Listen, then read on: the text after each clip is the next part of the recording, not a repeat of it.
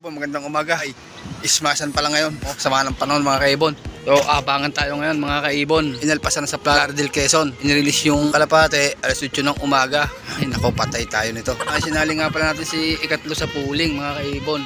Si 052 hindi ko na isali, gawa na paragang masama ang lasa ni 052. So ayan ang problema ko pa ngayon mga kaibon. Nakalpas yung ama ni Miss Pick natin mga kaibon. Eh butit nandito lang siya, hindi siya naalis. Nandiyan lang siya sa building na yan. Hindi naman yung patcher dito. Pero naka-viewing naman siya mga kaibon. Sana huwag siyang umalis. Naku, hindi to akin. Pero mga kaibon, time check muna tayo. 9:26 na mga kaibon. Wala pa rin tayong parating na ibon. Wala pa rin nakakapagpauwi siguro mga kaibon. Wala pa nagkakalak eh. So yun, nakaulan na naman mga kaibon. So silong muna tayo sa loop mga kaibon.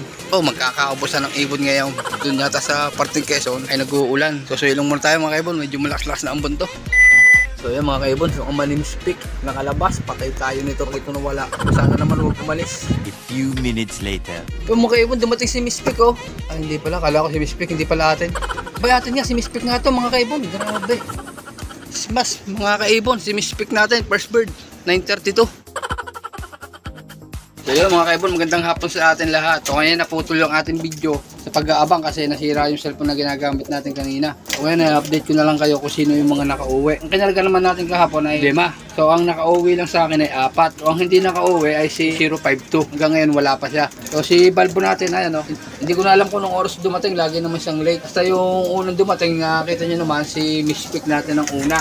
Tapos sa sumunod na dumating doon si Mr. Manyakis natin. Tapos yung ikatlo.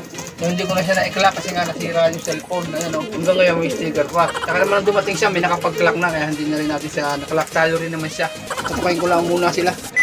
Ayan, si Balbo natin, patatlong lipad na niya mga kaibon. At saka pala ito si ang ating breeder na nakalpas ito, na ama ni Miss Pick. Masok din naman siya noong mga bandang alas 10 ng umaga. Malamang na ito, batcher na mga kaibon. Kaya ako pati naman na tumukha mga kaibon, wala naman silang dinadamdam na sakit ngayon, ay buti na lamang. So yun lang naman mga kaibon, ang update ko sa ating mga lumipad ng Playa del Quezon mga kaibon. Si 052 lang yung hindi nakauwi. Pero sana makauwi pa siya.